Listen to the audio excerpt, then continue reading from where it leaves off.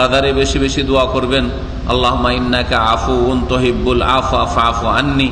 যেমন নবী করিম সাল্লাল্লাহু আলাইহি ওয়াসাল্লাম তার প্রিয়তমা স্ত্রী মা আয়েশা রাদিয়াল্লাহু তাআলা আনহাকে শিখিয়েছিলেন।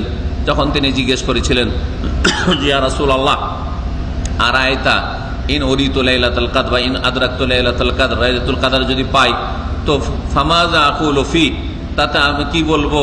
তো নবী সাল্লাল্লাহু আলাইহি ওয়াসাল্লাম বলছেন কুলি, এই দোয়াটি বলবে, ছোট্ট দোয়া কিন্তু এতেও সার্বিক কল্যাণ। আল্লাহুম্মা ইন্নাকা আফুন, হে আল্লাহ তুমি বড় মার্জনাকারী, তুমি বড় মাফকারী। আফুন থেকে মাফ শব্দটি বাংলায় মাফ করে দাও, ক্ষমা করে দাও।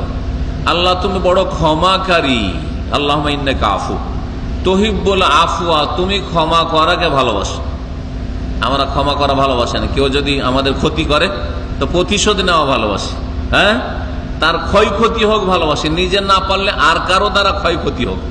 হয়তো আপনি পারলেন না আপনার কোনো দুশ্মনকে, কিন্তু আর কোনো জালেম দ্বারা ওই আপনার দুশ্মনের ক্ষয়ক্ষতি হইল, তখন আপনি খুব আনন্দিত, হ্যাঁ, যে ভালো হয়েছে, মজা হয়েছে, ঠিক হয়েছে, আপনার খুব মজা লাগছে, কিন্তু ঠিক না?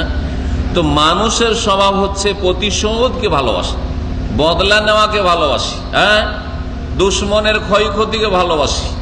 কিন্তু আল্লাহ রাব্বুল আলামিন ক্ষমা করে দেওয়াকে ভালোবাসেন।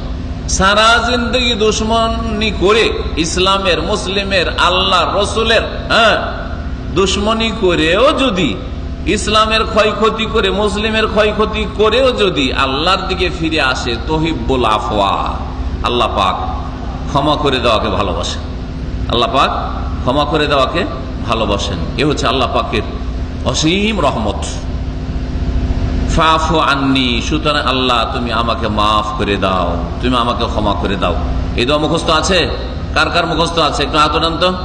ওই এই দোয়া যদি মুখস্থ না থাকে তো কি লাইলাতুল কাদার করবেন, কি সবে কাদার করবেন? হবে আল্লাহুম্মা ইন্নাকা আফুউন, মুখস্থ করে আল্লাহুম্মা ইন্নাকা আফুউন তুহিব্বুল আফওয়া ফাফু আন্নি।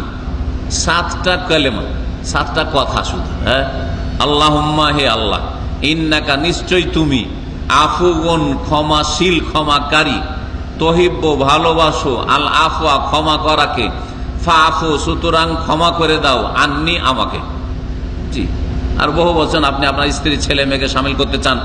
ইমাম সাহেবরা যখন দোয়া করে, কোনুতে দোয়া করে, তখন সবাইকে, মুসল্লিদেরকে সামিল করতে চায়, সেই জন্য বহু বচন করে বলে আল্লাহুম্মা ইন্নাকা আফুন তুহিব্বুল আফওয়া ফাফু, কি বলে?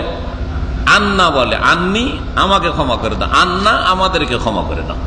আল্লাহুম্মা ইন্নাকা আফুন তুহিব্বুল আফওয়া ফাফু আন্না, তার সাথে সাথে